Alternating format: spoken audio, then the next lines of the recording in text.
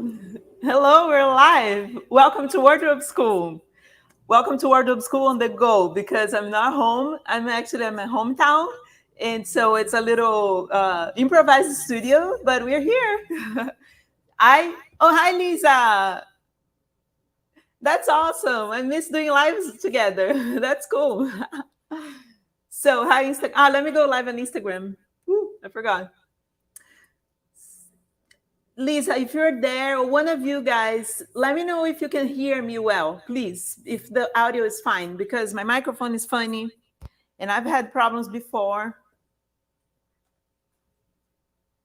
Hi. Hi, Instagram. Hello. This is the sewing crash class. Let me see on YouTube, right? There it is. So it looks like I'm live. It looks like everything is good. Hi. Audio is good on Instagram, but on YouTube. By the way, I want to tell you guys that are on Instagram, the angle is kind of weird because I'm using the phone. But then if you want to see the table view, oh, you can hear. Thank you, Sarah. So if you want to see the table view, because I'm going to have a table view at some point, then go to YouTube. The link is on my bio on Instagram. Okay. And okay, so we can get started. Let me know where you're from. Where are you watching from? I'd love to see where you're watching from. And I'll tell you how we're gonna do this, like what's the plan. And yeah, and then we get started. So basically the idea is that because we're doing the challenge, right, that starts on Sunday, the new top challenge, I did a little survey and from New York, hi, I'm going back next month. Australia, thank you. Your timing is crazy. Quebec, hi. Montreal, right, Lisa? Yeah. Salt Lake City, hi, Angela. Okay. So then, because I did a little survey with everyone that joined the challenge, and then I learned that there's a lot of beginners. A lot of people said, I don't have much sewing skills. I don't know how to sew. So then I thought, let me get you warmed up. And a lot of people also said, I know how to sew, but haven't sewed in a long time. So that's the idea for this live tonight. So you get warmed up. I'm going to tell you, a lot of tips, things that I use, my tricks and stuff. And then you're good on Sunday. If you practice tomorrow, by Sunday, you should be at least like warmed up and you can try if you're never sewed ever, you can try it. And if you are just rusted, you can get better. And then Sunday, you're ready. All right. Sounds good. Asheville, adorable Vicky. I love your handle. Thank you for joining. Thank you very much. So I need to know. So are you a beginner? Let me know in the chat if you're a beginner or not. And then so I know if I can go more towards a very beginner class or if we can just talk like as you know already. You probably know some sewing if you're here, right? Or you at least like it, so then you're in a good position already. So here's what we're gonna do. I'm going to tell because the challenge people are curious about, have questions. So I'm going to answer some of those questions, just like do a like overview of what you need and everything for the challenge. And then we'll talk, then we'll move on to the class itself. And the class is like, it's not very like serious or anything, because sewing is fun. So what I decided is, remember, I don't know if if you saw a week ago, I think I posted on Instagram, if you had questions, and then I collected all those questions. I received a lot of questions. I collected them all and saw the ones that are more often asked, and I took them. And then and I have a cheat sheet right there. And then I'm going to answer those questions because I think it covers most of everyone's questions. Okay, not a beginner, self-taught. Oh, that's cool. Oh, that's nice. Lisa, you're definitely a big advanced at this point. Or Sarah, I've been sewing for a while, but definitely need to learn some more about sewing clothing. Yeah, clothing is different, right? So we'll talk about that because one thing is to sew a bag and the other thing is to sew clothing, right? Claudia, self-taught from California. Great. You guys are self-taught. You probably know a lot because there's no better way than like trying, and then you find your own way, and then you learn, and you even come up with things that not everyone does, but then you create ways to sew. So it's great, right? Okay.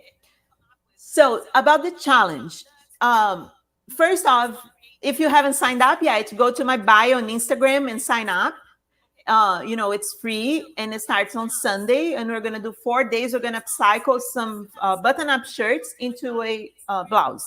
Okay, so that's the challenge. If you don't know anything about it, hey Caroline, thank you. I'm happy that you're here. Julia, really mostly sew to fix things, change them. Oh, that's cool. So you already started because I learned a lot doing that actually. When I moved to New York City, I worked in a vintage shop, and the lady hired me to I was a salesperson. I don't know even how because I didn't speak English, but I also did alterations for her by hand, and then I learned a lot of clothing construction looking at those clothes. It's a great way to learn.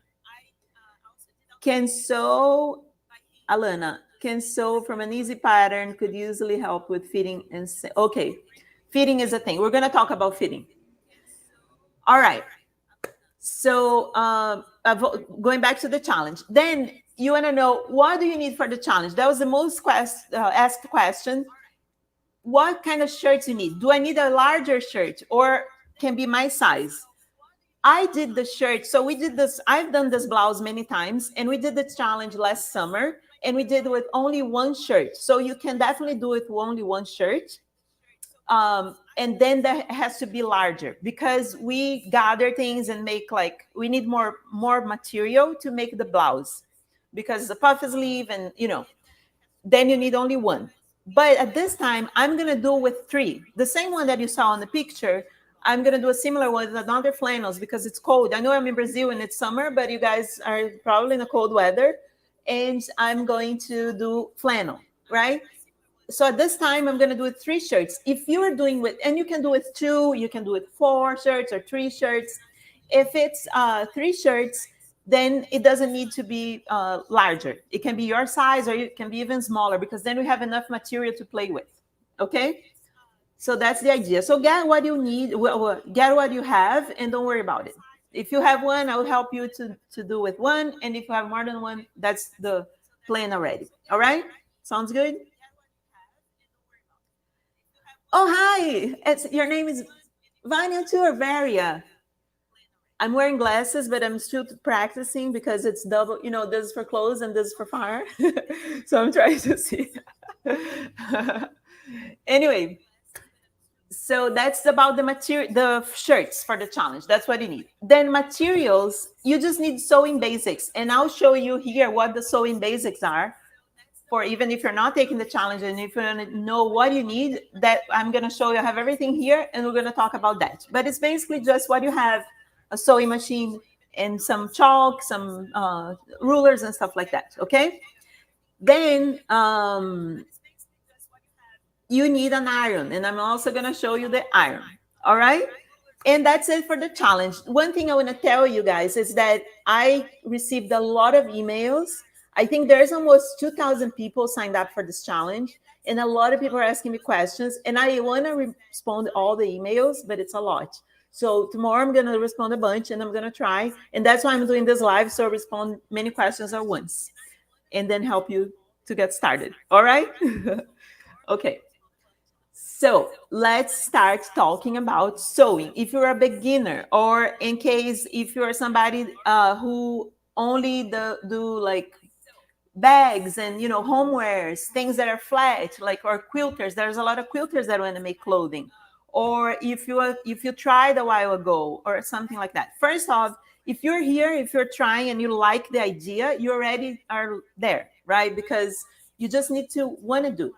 One thing I want to tell you is you don't need to be super pro to make cool things. You can make very cool pieces of clothing, not only flat pieces, but also cool clothing with very simple, simple skills. You don't need to be super good at this and that. Okay. Don't worry about that, because sometimes we keep thinking like, oh my God, I don't know how to do this. How I don't know how to sew a zipper. How am I gonna make a skirt? Maybe make a skirt without a zipper. Okay, I'll give you more tips on that because I have questions about zippers. But um, just just try. Okay, you have to get started first of all. So we have the hashtag get it going, because the thing is you have to get it going. If you never start, you're never gonna make it. Get a piece of fabric and start sewing tomorrow, today, right now. Open your sewing machine. By the way, if you want to know about one of the questions here is about how to operate a sewing machine. I made another video. If you're on the list of the challenge, there is a video about that I released yesterday, or yeah, or the day before, that I made a quick video as a sewing machine crash class where you can learn how to operate a sewing machine. I explained to you the basic features of a sewing machine and all, what you need in a sewing machine and how you can get started with it. Because I know some of you just have a sewing machine sitting there and you want to pick it up and make it work. Okay. And there's still time for you to get started with the challenge on Sunday. If you have a sewing machine and tomorrow you want to get started, go there, clean it, oil it, and Sunday will be ready for you to use. And you can watch the video I made to help you do it. Okay. So, and I don't know if you have the link is probably in your email, but I can post on Instagram again later tonight. Okay.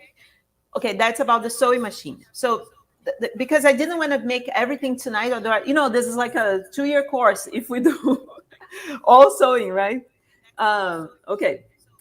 So, and one thing is to practice. And look, I know you're going to say, I don't have time, or, this and that, but it's make time because it's fun. And when you start, you're going to love it. And sometimes, and let me give you a tip that it's so true. Sometimes you start sewing and the sewing machine starts to act up, the needle breaks, the fabric jams, and you're like, and then you know what that means? It's not a good time for you to do it. If it's like getting too much problem, that doesn't mean you're not gonna make it and it's not gonna happen, like work for you. It just means that's not a good time. Sometimes there is a thing, it's magic. I'm not into religion or magic or anything, I swear, but there is a vibration that you have with the sewing machine that sometimes you have to, if you're not vibing, it doesn't work. I don't know why that happens, but it happens. So if it's jamming and acting up, you put it on the side and then go next day in the morning. Usually it's better when you're fresh, and then you start over. But don't give up. Keep going. Do a little bit and keep practicing. Everything you practice, you make it better. And you know that. I don't have to tell you about everything is like that. But sewing is really, really, really like that. And sometimes you just make something that you don't even know how you did. Lisa is there and she says that all the time. She was a total beginner. She started like very recent, and she's like, how did I make this? I swear. Right, Claudia? It's like, so give it time, give it, another chance. It's like children. I don't have children, but you guys that have children, you know how it is. You have to be patient, and you know the child is learning, and you have to give it another chance, give it another chance, give it another chance. It's a passion, right? If you want to have the result and finish it and have that beautiful piece and be like, I made this, it's amazing. The feeling when you finish something, it's incredible. I can't even explain. So keep going.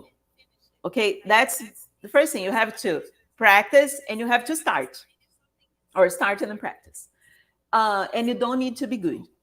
So, and the other thing is, I see a lot of you guys that try to start from like a wedding gown or something. You can make like crazy things. Not even I make crazy things. Sometimes I will be like, okay, I'll try to make this complicated project. But I also try to make simple things because it's much easier, and I finish. And that's my personality too. I don't like making things that take too long. I like to start and finish and wear and show and sell whatever I will do with the piece, but I like to see it finished, right? So I like simple pieces. And that's my advice to you. Start from simple shapes, simple patterns, simple, sometimes, and if you go on my YouTube and please subscribe to my YouTube if you're watching, by the way. on YouTube and on my Instagram, IGTV. I haven't posted much on IGTV because I don't even know if people watch, but there are videos, tutorials there for free that you can watch. And I show like how to copy a shirt, make a shirt from another shirt that you have, or how to, do simple things. From there, you can make a dress. From there, you can make a puffy sleeve or something. So, do simple things. If you never sold anything in your life, then you want to make place a tablecloth, just hem it. Then from there, you make a pillowcase. Then from there, you make a tote bag. And then you finish. And that's the thing that makes, for some reason, is another thing. I'm not a doctor, but when you tell your brain that you're starting something, it's gonna open up and be like, oh yeah, I can do this. And it keeps going forward, moving forward. And I know how it is because that's how it's for me. I do clothing, and you might be like, oh, fine, you make great things. But I didn't start that much. I learned how to sew since I was a kid because my mother is a seamstress. But clothing, I really never made clothing before I moved to New York. And I had to make clothing because I was surviving on that. So, and I kept learning and I kept trying. And my tricks are always like, do a simple thing, choose a cool fabric, make a simple shirt, and then you wear the shirt. And then I sold the shirt, So make simple shapes, easy things to finish, and then you're gonna be good. I promise. Okay, Lisa. Yeah, you have to start. Cut up old clothes. Yeah, that's a very good advice. I always say that. Thank you for reminding me, Lisa. And I posted on Instagram the other day. Don't worry about it. And this, guys, I learned this from my grandfather because he would buy fabric from my mom and my aunts, and they made clothing. And he would always, and that was back in the day, and they were really poor. And he would say, look, it's just a piece of fabric. You don't need to be so careful about it. Just cut it and see what happens, And nowadays, we have so much waste of clothing that you can just get the piece, cut it. If you ruin it, you make something else from it. You don't need to trash it. You can make a rag or something, but you can just turn into something else. You know what I mean? It's not such a loss, right? Give your mind the freedom to get started. Okay, get started, get it going. Chairman, I like simple pieces as well. When it's too complicated, I get frustrated. Exactly, because there's so much that can go wrong. It's like a domino, right? You start a pattern, you're like, oh, that looks great, like a suit. The other day I bought, like, because my husband is obsessed with Colombo, that show, and I try to make him a suit like that. I would never make that. I'm never gonna make it. Maybe if I go in a rehab or something, and I stay, somebody lock me in somewhere. I can't be patient. I look at the pattern. I was like, I'm gonna make it, and then I started to look at the pattern, a vintage pattern. It's just too much. I'm never gonna finish. I'll be frustrated, and that's the thing. But if you start a shirt, and then I make him a T-shirt, and he loves it, I make it in the same afternoon. You know what I mean? So watch for for complicated projects and don't go. And some people, and again, that's my personality. Some of you might be very patient, like Kate from Zen Stitching. She's very calm, and she likes people who likes to do, what do you call, this hand stitch Japanese thing that Kate does. It's beautiful. I appreciate it, but I can never do because I don't have patience to be like detailed like that. I like to make it and show. Okay, so that's my advice. I'm normally so intimidated that I don't start. This has to come at the right time. Yes, just do it, and do it simple. Because if you don't, when you do, I swear to you, you start, and then your head is like, oh, I can do something. And then it gives you more abilities, and you start. Even me, like, sometimes I make things, I'm like, how the hell I made, sorry, how did I make that? Even like, I have experience, yes, but some stuff, like some detail, like a V-neck. There was one thing I made last year. It was a binding for a V-neck, and it came out perfect. I don't even know how I made that. I tried and it worked. So, okay, try, give it a try, get it going, get started. What else? Yeah, so that's my advice. And now I want to show you, and if you have questions, let me know. And now I'm going to show you the tools. Okay, so I'm going to put the table view here.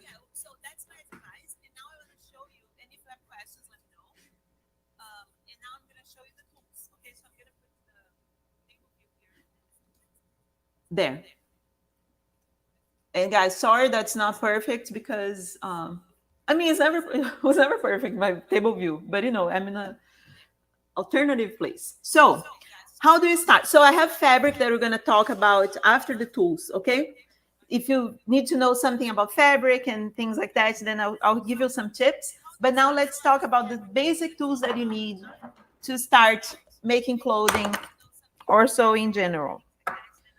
Um, so scissors, right? Let's talk about scissors. And you probably heard this because there are so many memes that you need a pair of scissors for fabric, and they should here on Instagram, and they should be very sharp and new. When you get a new, you don't cut anything other than fabric with it.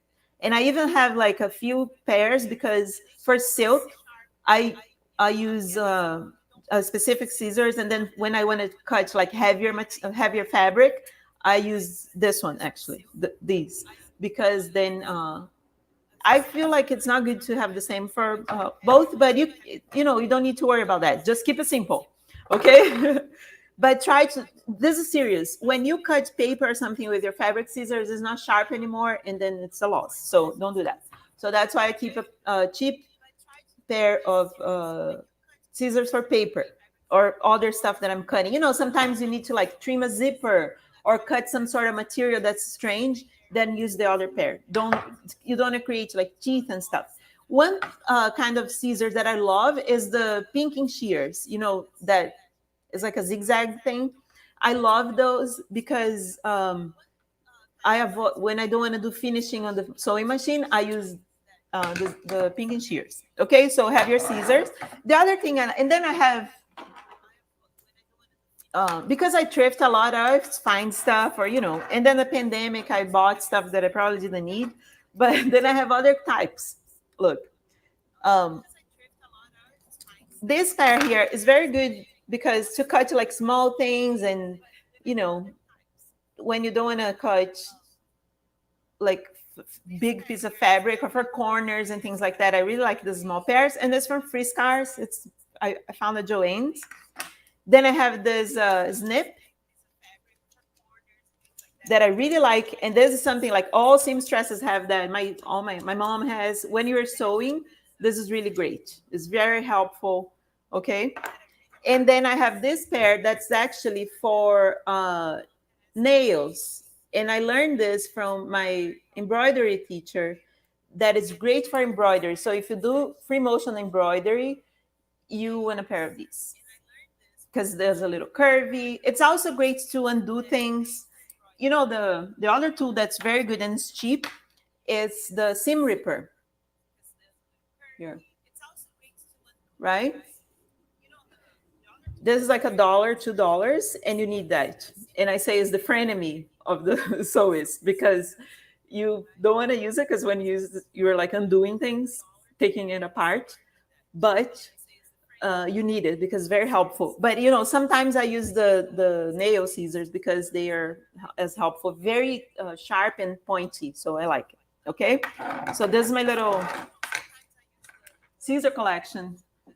Then sewing pins, right? My mom made me this cute pillow for my cushion, right? For sewing pins. One thing I like to always advise you guys is that I buy sewing pins that are kind of expensive. And you don't need to. If it's just for the challenge, please don't worry about it. You just need some sewing pins you can get at the dollar store. It's nothing fancy because you're just sewing like those old shirts. That's fine. But I like to get these because I do a lot of silk, right? And so those are glass heads, and they're the thinnest one they have, and they just last a lot. That's why I invest in them. Like I bought this like a long time ago, and I still use them. They don't break much. They don't fold much. When you're sewing and the pin folds, is kind of annoying. So I like this type. Okay, so glass, and it's like thin for silk, and then it works for all other fabrics. Chiza, that's how you say your name, or Chiza? Hi, everyone. I have been sewing for years and even teach sewing. Oh, that's great. That's great. If you have tips, share with us. Um, so, and then, okay, so for sewing pins, but if you have at the dollar store, Walmart, whatever, those kinds, they work. Okay. Or I like also those with a little flower. I never bought those, but they're cute. One thing I don't use, but other people do, I think Lisa likes, it's those like clips that became popular recently, but it's plastic and I'm just not used to it, but maybe you like it. For quilting and stuff, people like it, right? The other thing is that I like is tape, but that's for paper, for patterns. We're going to talk about patterns. One thing is the measuring tape, right? Very helpful. Then I also have rulers, and those are rulers that I got here in Brazil because they're the types that I in my studio in New York. I have them in plexiglass. It's the French curve for patterns, or even if you're not going to draft your own patterns or anything, this is good to sometimes you want to adjust a pattern or change something. It's good to have the French curve. This is the specific one that I got. I got it here, and but I had one for years when I went to took a class here, and then it was like from France. So that's like a very good one. And the square ruler, right? And this apparently has also for armholes and stuff, those things for children. But I got it mostly because of the square corner. This is good if you have. It's helpful. Even for the challenge, you don't have to go buying it, but if you have it, it's good. Okay. The French curve we're not going to use for the challenge, I don't think. And what else? Oh, and then the star of the night. That is this, the iron. Look at the one that they have here. This is from, I'm in an Airbnb. That's the one they have. Look, and I like it because it's a classic, right? The GE. But I like with steam. Okay, this doesn't have any steam. What I do is I have like a spray, a water spray, because it's important to have when you're ironing. It's important to have that steam, the water a little humid, and then the iron works better. So and people always ask me which one I like. I ruin irons because I use a lot, and I've had professional irons, and they're just too heavy. Those with the water container up there, and then with the hose. Those are too heavy, and it's great, but it's like I like the normal ones, and the good brand is Rowenta. It's kind of expensive, but it lasts longer and is really good. So that's just as a tip. But if you have an iron, use it. To me, it's as important as a sewing machine, for real. Okay. And people on Instagram, if you just join now, by the way, if you want to see the table view, go to YouTube, go to my bio, and there's the link there. All right. It's the sewing crash class. Okay, if you know me, if you've been to any of my videos and my classes, the iron is my best friend. So don't forget the iron. And then what else? And chalk. And guys, I don't have regular chalk here because when I left New York, I was like, I'm gonna go to the fashion district and get some cool stuff. So I got this. It's like a Japanese brand, I think. No, it's Clover. Yeah, it's made in Japan. And it's a pencil chalk pencil. And I just thought it was so cute, and I got it. But you can just use regular, Taylor's chalk. That's it. And if you don't have it, you can even use a pencil. Get like colorful pencils, watercolor pencils, or anything. They work. Okay, don't worry about it. Here is the pencil if you want to see. And what else? Tools and stuff. And this we're going to talk about later. And then the sewing machine, right? And again, if you want to learn how to use the sewing machine, I made this other video, and I'll post on Instagram again tonight, if I remember. Or if you are in the challenge, I sent to your email yesterday, I think. So check it out. It's the sewing machine crash class. Okay. Then I show you and we talk about parts and all. And I can cover a little bit today. And if you have questions at the end, I'll open for questions too. Okay. Now, I'm going to talk about fabric, and then we move on to the questions that I've collected from Instagram last week, and then we'll help you also with, clothing and stuff like that. Okay. Are you guys good so far? I heard you can use old soap. Oh, Claudia, old soap for what? What my teacher does for, it's to starch. It's like a uh, if you're on a budget and you want to starch something, for embroidery, she does that. She'll take like take the piece of fabric, a cup of water, and then with a bar of soap and put in the water and then pass on the fabric and then iron it. And that makes like harder. So then it's good to do free motion embroidery. Oh yeah, I don't use the water soluble pen because I use for other things, but not to trace. I just when I'm like drafting, tracing things, I just want to like some simple stuff. I don't want to be washing later. I don't know. I just use chalk. But yeah, but soap, that's the tip of the soap. Yeah, Lisa, you love the clips, right? I should try those clips. I'll try, but I feel like I'm gonna lose them. I don't know. So let's talk about fabric, and I just picked some examples. Um, I didn't have much here other than like shirts and stuff, right? So if you don't know, I'm gonna say, if you know already, sorry, but I have to, it's part of the class, about the two types of fabric that are, and this is important for you to know, when it's knit and when it's woven, okay? And the difference is the knit stretches and the woven doesn't stretch. And that's because the woven, it's woven. It's like in a weave. Think of a loom, right? The fibers go like this, cross the thread, right? So it doesn't really stretch. And for instance, this is an example. There's a piece of linen,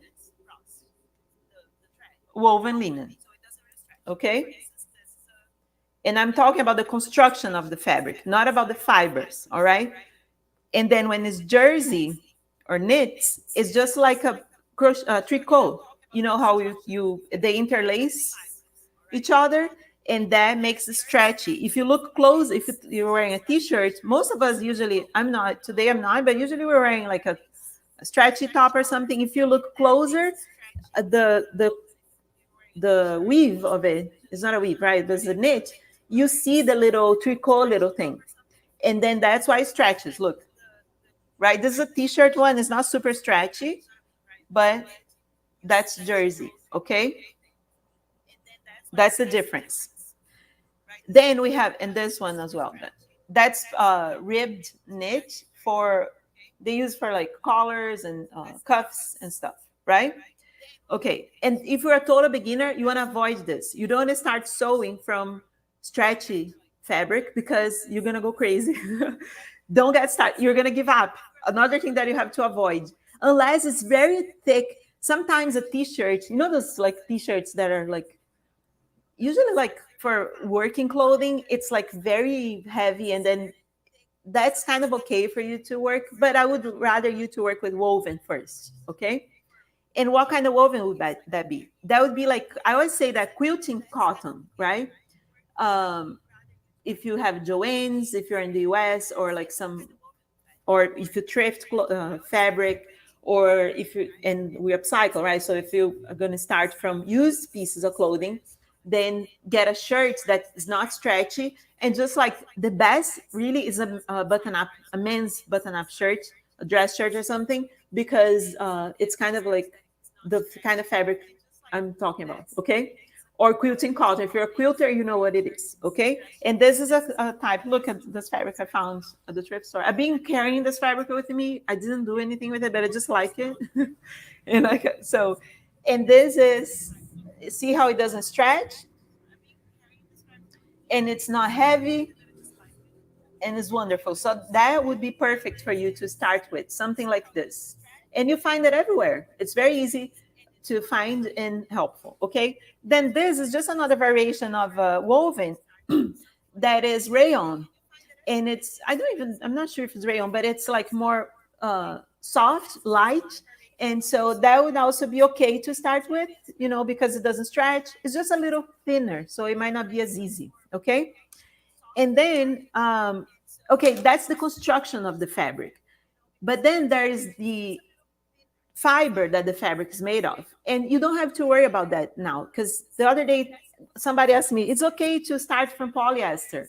Look, I don't like to work with polyester because it's not good for the environment, and I don't like wearing polyester. It's like itchy and it's plastic. So I avoid polyester. But if you're a beginner and you just have a piece of polyester, fine, just work with polyester. But then you have to find out it is stretchy polyester, because the fiber is one thing and the construction is another thing. So it could be a polyester fiber that is a jersey and you don't want to start from that. But if it's a woven polyester, you're good to start with. Okay. That's the difference. And for instance, this is a piece of linen. I love linen and I work with linen all the time. I make, my favorite clothing are made out of linen. And, but the linen is the fiber. I have, for instance, a t-shirt that's linen and it's jersey. So it's linen jersey. This is linen woven, and there's different weights for it. And there's for clothing, for homewares. And then there's silk. I don't have a piece of silk here, but silk could be a t-shirt material, just jersey, silk jersey, and it also can be silk woven. And you should avoid both if you're a beginner, because it's kind of hard to work with silk, even when it's woven, unless it's raw silk or if it's harder. If it's and then there's different types of silk, but usually silk is slippery and it's expensive. So unless it's thrifted and something.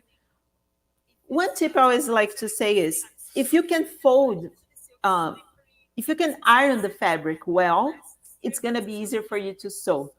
If it's not super heavy and it's something that when you iron it, if it responds to the iron, then it's probably not going to be too hard. Okay, so that's how you choose to get started. But again, just try.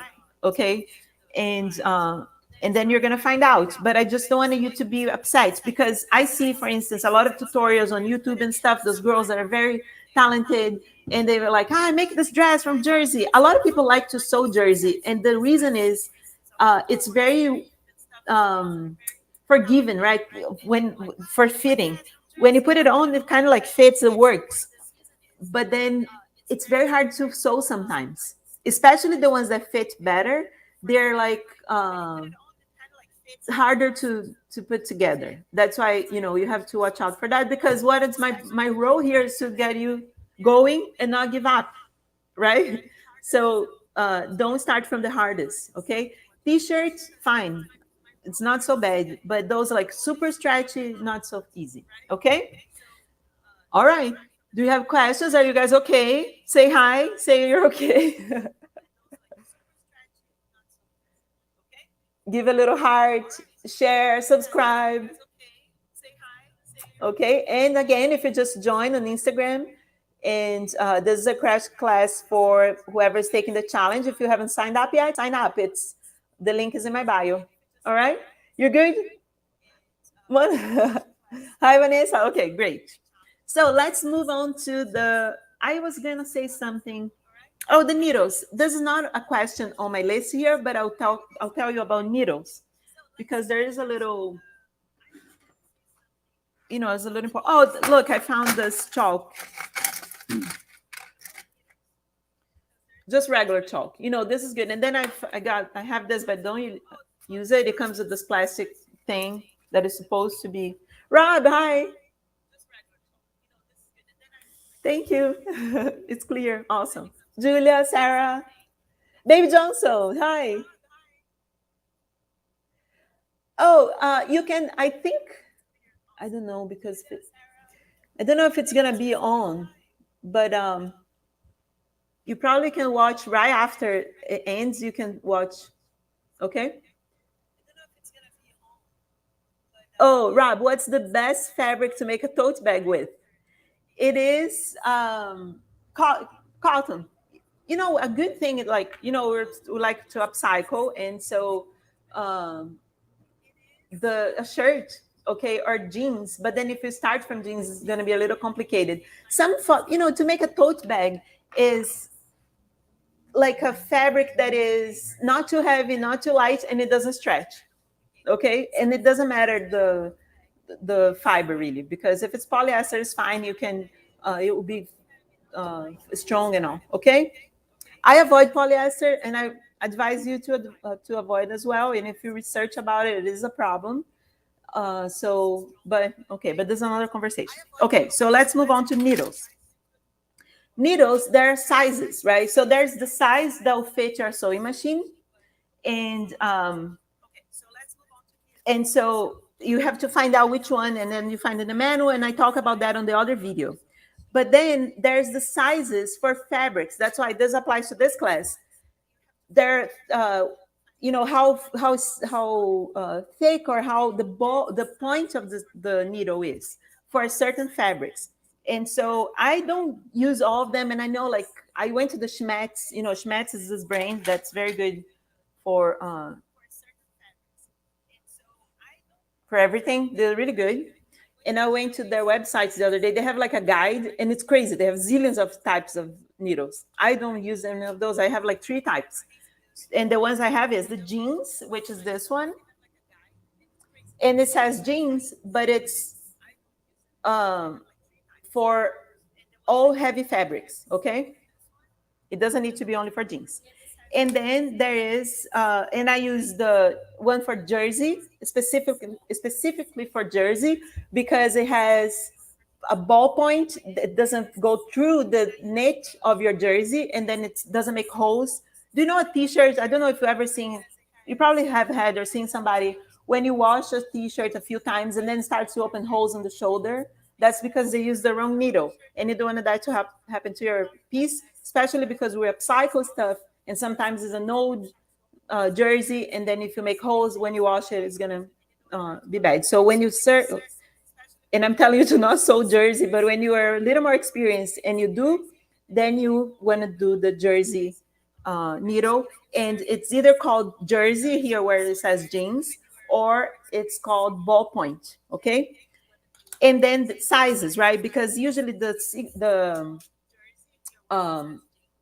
needle has sizes, and they go from 9 to 18 or 20 something for super heavy material. I only use the 12 and the 14 basically, and sometimes 11.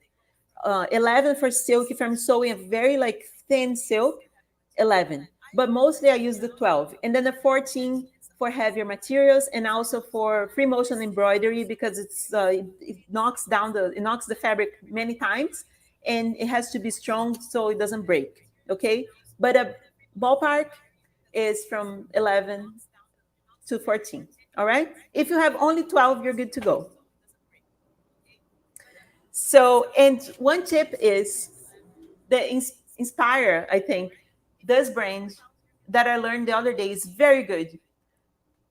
And I never heard about it, but I was in a sewing shop in Vermont, and the lady said, have this. And I was like, okay, and I like it.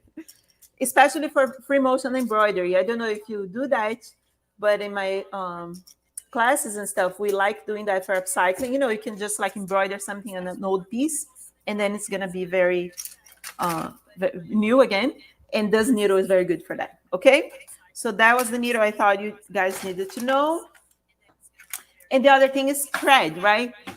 Also, you don't want to use very cheap thread. Unfortunately, I was in the Amazon. I was in São Paulo here. They only have Coates and Clark, which is not so bad, but I like to use Gutermann especially because I use Bernina sewing machine, and Bernina is very precise, so it likes to have like a very good thread. And it gives the machine less trouble if you have a good brand. Okay, so Gutermann, this is like clear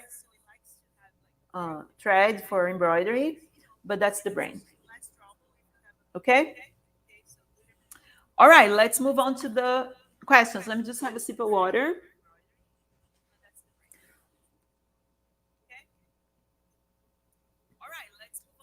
A good fabric that's light but not transparent for flowy blouse. Rayon. Silk, right? But silk is expensive. Any rayon that rayon is very flowy, and then it's not see-through. And they have prints and solids, and all stores have rayon. Or go for silk. Silk, if you want to make something really cool, like beautiful, then CDC, just like the isn't it the health thing? But CDC it means crepe the sheen. It's that silk that's very flowy and it's not shiny. I love using that. I made lots of dresses with it. Okay, so let's talk about the questions. Somebody asked about tension, needle. That was Wendy. She's actually my program in the Remakers. I put her name there. I don't know if you're watching, Wendy, but she wants to know the relationship between the tension of the machine, the needle, and what you can sew with, right? And it is a thing that happens, and I talk about that in the other video about the sewing machine. Um, oh, Vanessa, what best Gutermann? No, always polyester. That's the one polyester I advocate to, because the polyester doesn't break. If we use cotton thread after washes, it's gonna fall apart because it's natural. So the polyester holds it together. Usually good sewing is polyester. Unless you're doing some specific thing that you want to dye the fabric and you need the natural, then you use the cotton, but usually polyester. And it's cheaper, the polyester, okay? So going back to the tension. The tension, you know what the tension is, right? You know how the sewing machine has the top thread and the bottom thread. And there is a tension on both threads that makes otherwise it would be just loose and then it won't do anything, it will just jam. So it has like a tension. It's two discs. Every machine is different, but usually like it's two discs like that, and the thread pass through for the top one I'm talking about. And then it holds a little bit, and that makes the thread goes like perfectly, and play with the bottom thread that also has a little, it's not a disc, but it's a thing, two metal parts that hold it, and then it passes through. And then that's usually the biggest problem of beginners, because you master the tension and then you're like, oh my god, you never get it back, and it's hard. So what I advise you to do, and then that's the question of like Wendy did, like how do you choose the tension according to the fabric? You have to test it. And what I recommend you to do is, let's say I'm gonna make a dress or skirt out of my sweet little fabric here, right? Because it's cotton, usually it's so easy, like the cotton, like this material, it's easy. But what I do is I take a little swatch and a little piece, and I test it. And then you go very subtle and change the tension and see how it goes. And then when you see that's perfect, and I'll tell you what it means perfect, then that's the perfect tension for that. And then I'm going to sew this material with that tension setting, and that's good. The one thing I don't tell you to mess with is the bottom thread tension, unless you're doing free motion embroidery. Then I have a mini course on that, and then I recommend you to do that, because you have to do for the free motion embroidery. But usually the machine comes already with the right tension for the bobbin, and you just leave it and you just play with the top tension. So then you test on the fabric, then it's good to go. And when it's good to sew quilting cotton, simple cotton like this, it's usually good for most fabrics. But then you're going to go for a jersey, some weird whatever. Then you have to test again, okay? And what it's perfect is when you don't see the top thread in the bottom and you don't see the bottom thread on the top. That's what it is. Because if you're sewing, and look, I have an example here. That this machine is brilliant. It's really amazing. If you're looking for a sewing machine, you should find one of these, because the old ones, the Singer 306Ws from the 1949 or something. I don't know if you can see it, but the top thread here is white, and then I sewed the bottom thread with the bottom with blue, and you see how the blue doesn't show up on top, and the white doesn't show up on the bottom. Oops. Look.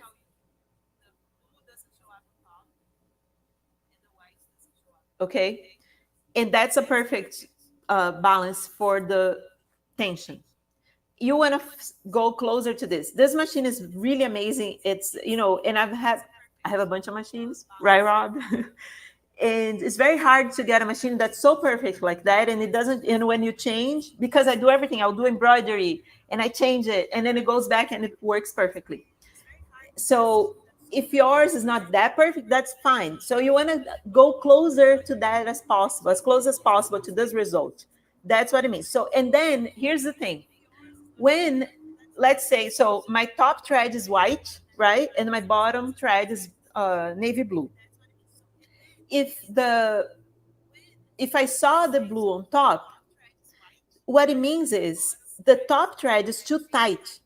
And because it's tightened, then the bottom thread is coming up. Does that make sense?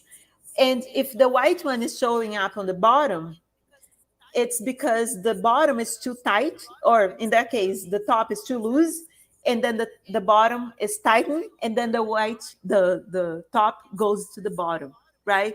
So usually it's like the opposite. So you see the problem on top, but it's actually uh, the bottom thing, okay? Sometimes when it jams, when you're like sewing and the bottom is all like jammed, it's probably something on the top of the machine. It's rarely the bobbin. Or sometimes you're sewing and the problem is on top. It's probably the bobbin that's not threaded correctly, okay? And that's very important. And I also talk about that in the other video, is that you have to know exactly how your machine should be threaded. It's very important. Sometimes there's one little, what do you call that, slot here, and you didn't pass, or you pass the opposite way, and that's going to ruin the whole process. So you must have the manual of the machine, okay? And make sure you're doing the job correctly. And always thread the machine with the foot lifted.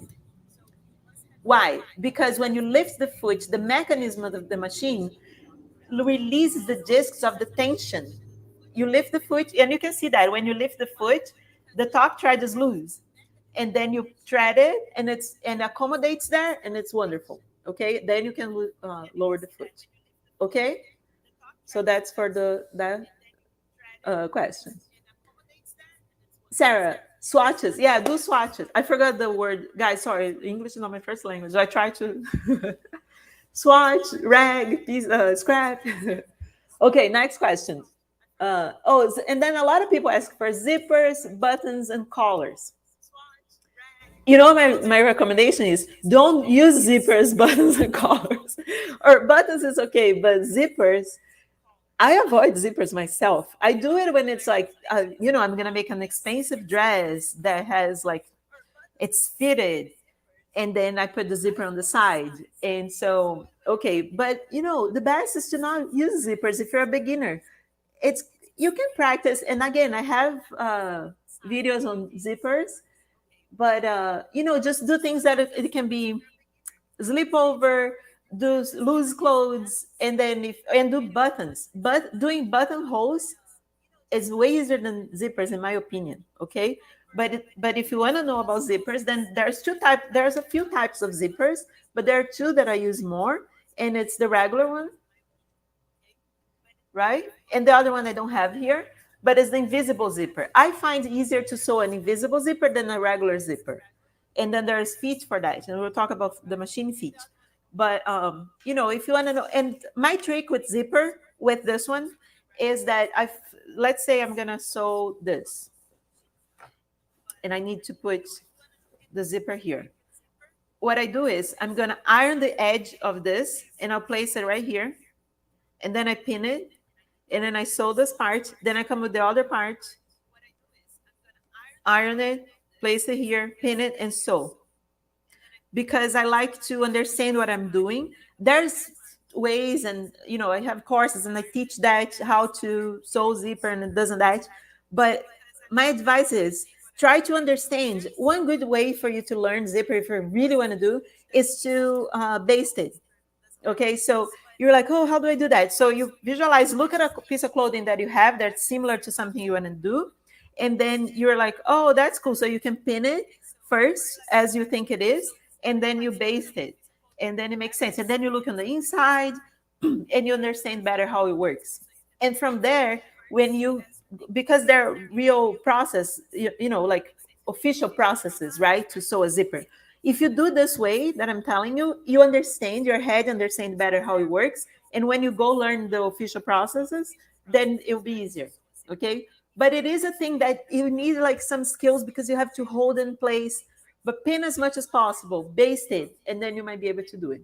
Okay. And if you're not a beginner, go for it. It's possible. It's good to do zippers, obviously. I'm just saying, like, avoid it if you're, because it's another thing that's going to make you frustrated. It is difficult. Okay. I think that the lower tension, 1 3, the more we see the thread on the top, and the higher and looser, the more we see the thread on the bottom. Let me see if I understand. I think that the lower the tension, 1 2 3, the more we see the thread on the top. The lower means that it's loose. So then it's going to go to the bottom. Okay. Yeah. So because for embroidery, for instance, I use very loose on the top. So then it covers the whole area and it's filled. It's like full, right? I go to almost 0 on the top. And then the bottom is tight. And also because you save bobbin thread for embroidery. Then if I want to go tight and I need to equalize it, and then I go like 4. And on this machine is like 4 or something. And then it equalizes it. But the lower is loose on the top. That's what I know. Yeah, lower number. Okay. Make a project. I read. Make a project. Come to the. Did you sign up for the challenge? We're gonna make an awesome shirt. Join us. Link on the bio. So, all right. Okay, so that's for zippers. And then there's detachable zipper that I used to do more, but I don't. For if you want to make like a bomber jacket, those zippers that you detach for like Adidas and stuff like that. That's the detachable, and it's not so hard actually because you just sew underneath, just like I showed you right now. You finish the piece and put the zipper afterwards. That's a trick, so it works. All right. So another question: how to cut fabric? You cut it. I'm just kidding. One thing is you don't want to lift the fabric from the table. If you're gonna cut it, first you iron it. Okay, you want to have everything like smooth, not like this. It's not ironed, but you're gonna iron. And if you're gonna do like 2 sides, let's say like you're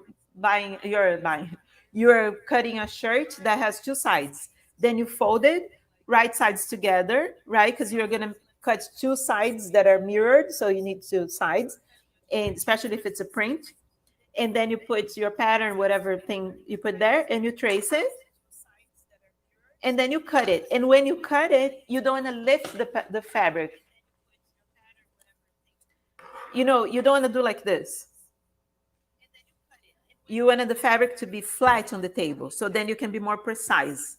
And another thing is pin it. You want to pin the fabric to, if you're cutting 2 or more layers, you want to pin it so it doesn't move. Because if you don't pin, it will like move around a little bit, and then the 2 sides are not going to be equal. Okay, so that's a tip. And I think whoever asked that is probably not here. Or if you are, let me know if you have another question about that. But that's basically how you cut. You iron it, and you have like a nice table, or on the floor if you don't have a table, and then you can cut it. All right, and always trace it, right? Unless you really want to do something fun and cut, just draw as you cut. Okay. And then a lot of people asked how to make a pattern. Okay, how to make a pattern. There's a million ways to make a pattern. One thing I recommend you to have is a sloper or a block.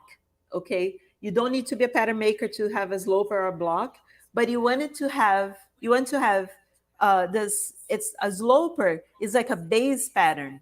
In Portuguese we call it like the base, which is a base, and it's like a copy of your body almost. Okay, on a pattern. And then from that base, and the base is going to be a top, sleeve, the front, the back, the sleeves, and then skirt, and then pant base. From that, you can draw different things and make any design. So your job, if you really are into making your own clothes, or say you want to make clothes to sell, then if you're going to sell, you want to make the sloper of your ideal customer, like, or that like if you do plus size, then you want to do a plus size model and do on her. her size, and then from there you do another sizes. And but if it's for yourself, you want to have your own um, sloper, and then from there you design other things. And then there's and then you're like, how do I get a sloper? You can buy from a pattern maker. You can go online, and there's places that you do a custom. You put the like Taylor Nova is a site that it's kind of crazy, but it's pretty cool. You can do that. But the easiest way to do that is to go for Vogue has one. You know the old Vogue patterns, and it's like $10 on eBay. Go look on eBay or Etsy, Vogue sloper block pattern or base pattern like that, and then you're gonna have that one on your size, and you just adjust your size a little bit, and then from there you can create more things. Okay. You don't need a block for the pattern, because for the challenge, because in the challenge we're not going to use a pattern. It's a And I like doing clothing like that, just constructing, build it as we go. Okay, so don't worry about it. I like to have the base sometimes when I'm upcycling, because I like to compare the sizes. If you know, when it's for me, I just try it on and all. But if I'm making for somebody else, then I like to see, how accurate I am doing. So I have that base around. Okay. What word are you saying? It's sloper. Yeah, Julia, sloper. You spelled correctly. Okay, Michaela. So don't worry about that. But that's something you can do. Okay. There's also uh, a way to do like your you can do moulage, right? That's what is it called in English? I forgot. Draping. And in French is moulage. In Brazil, we say moulage. That you have a mannequin, and then you build on the mannequin, right? And that's a very fun way to do it. And I feel like it's easier to learn, or because you can visualize in 3D already, right? So you have the mannequin there, and then you just put the fabric and you pin it, and then you go and sew it and then make. But then you have to have your own mannequin, right? Like a dress form that's your own size. That's something we're planning on doing in my program, The Remakers. Sometime this year, we're going to construct each a own form. Then and then you can have that. It takes time, so you have to have it. But then from there, you can make anything. But that's basically that. But hey, the easiest way to make a pattern is to trace from your own clothing. Okay, if you're totally like, oh my god, I don't want to buy a sloper, I don't want to do anything, so the sloper is the right way to do like a fitted thing. But if you just want to make a blouse, take a shirt, and if you go on my IGTV, I also have a tutorial on that, like a little video. um, you can take a shirt that's simple, very simple, and then place on the table, trace on paper each part, turn it inside out, and trace each side, like the front, the sleeve. If it has a sleeve, you can make a tank top that's even more simple, the front and the back. And then you copy, make sure that, let's say you trace the back, then you want to fold in half and make sure the both sides are equal. And then you add seam allowance, right? When you're copying a piece, you have to add, because you add a little more seam allowance, otherwise it's going to be too small.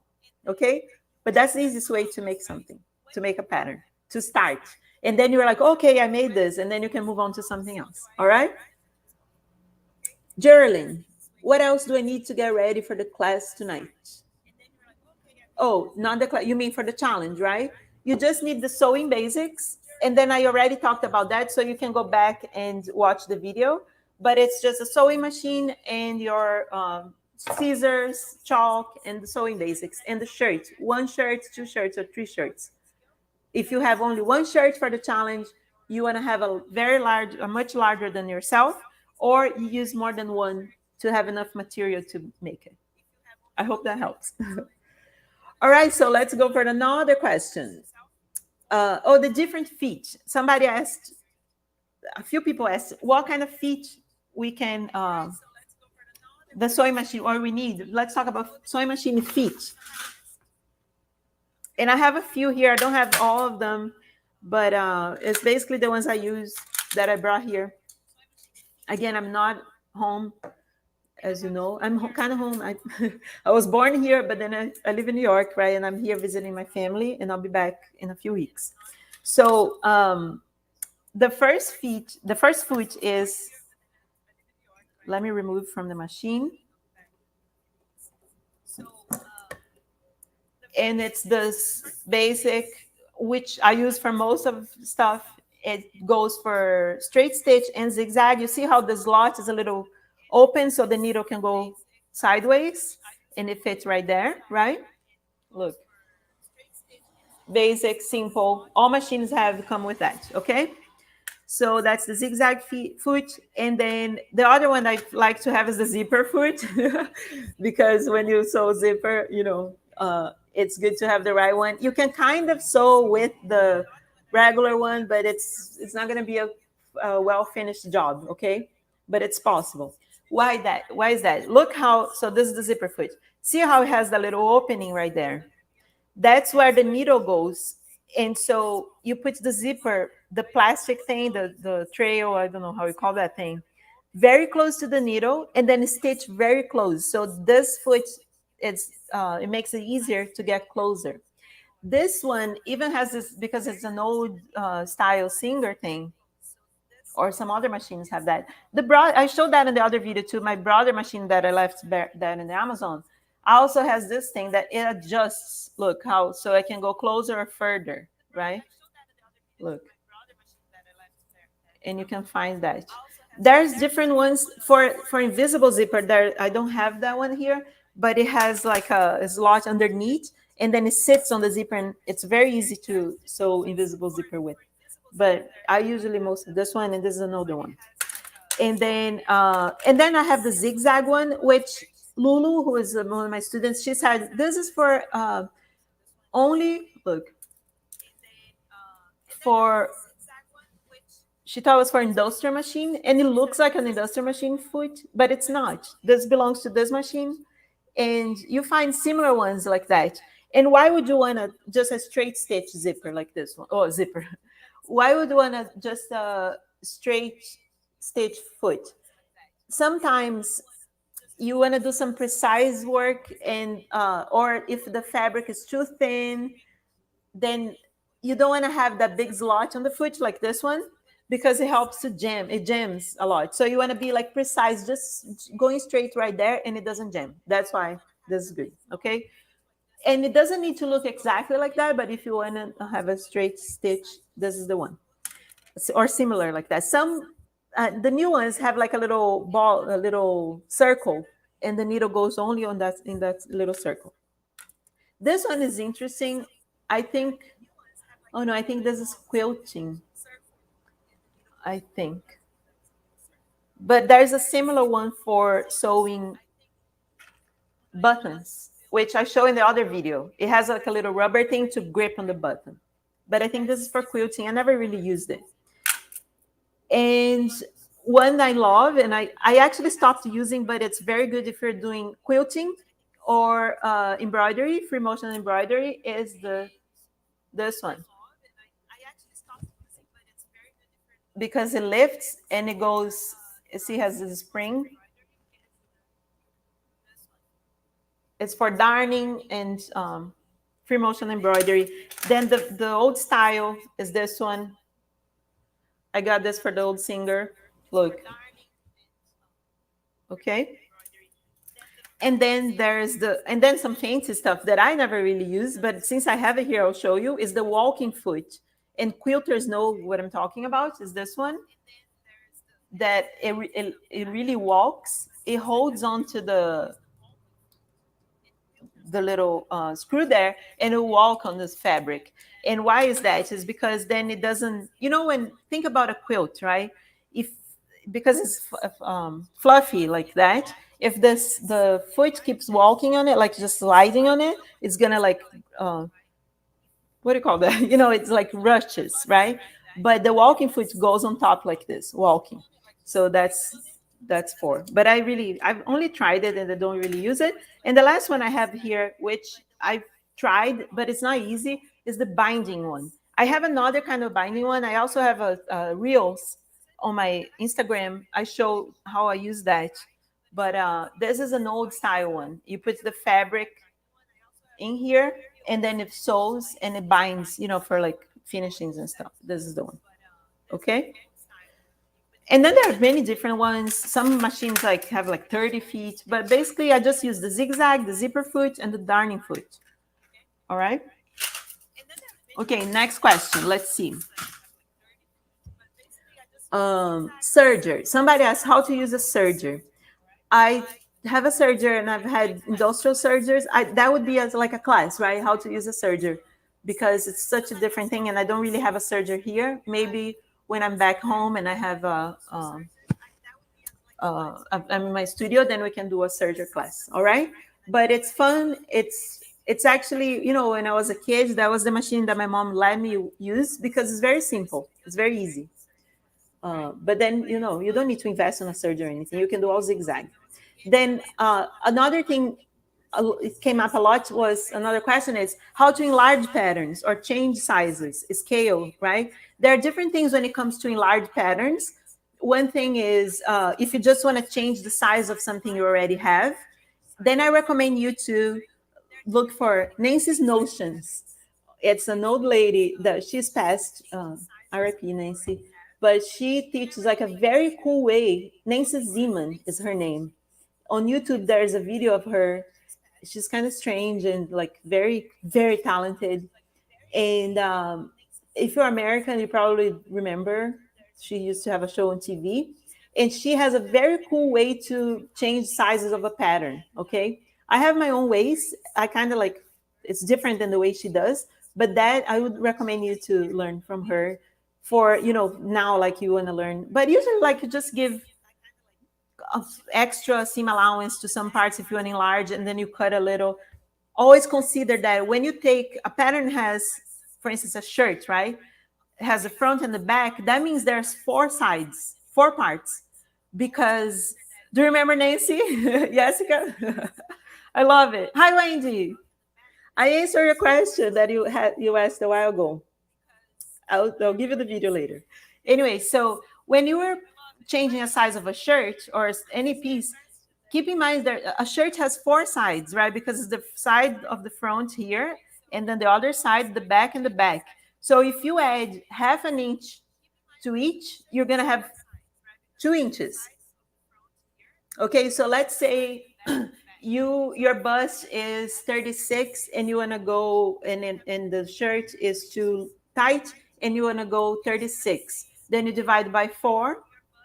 How much is the so what did I say? No, your bust is 36 and you want to go 38. Then you need 2 inches. Then you divide the inches, 2 inches by 4. So you need half an inch on each part, and that makes it. Okay, so keep that in mind, just a tip. But basically it's simple. Just test it and check it out, the Nancy's Notions. Okay, that's to change a size of a pattern that is for ourselves and stuff. But somebody asked about scaling patterns. And scaling, I guess they asked when it's to do different sizes, right? But to do like a collection or something, then it's more complicated, okay? Because when you start from a small and you want to go medium, large, extra large, plus size and all, then there's different things that change. Like the length doesn't change as much because no one grows so much like that. Some people do, but you know what I mean? Like, so there's rules for that. Then you have to study that. Or you get, what I do, my trick is I use, it's like my hacks, right? Clothing hacking. What I do is I use the bases already. So I have the bases for all sizes, and then I create from that. Okay, so then that's something. All right, but that's pretty much the answer to that.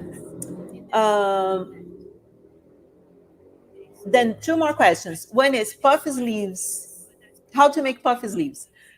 There is probably a tutorial on my IGTV, but we're gonna do that on the challenge. In the challenge, right? So Sunday we start. If you wanna learn, we'll definitely do puffy sleeves, and I'll show you my trick because there is the correct way to do puffy sleeve. In my course, I teach that how you do correctly. But then on the challenge, I'll just show you how I do the hack, and it's cool.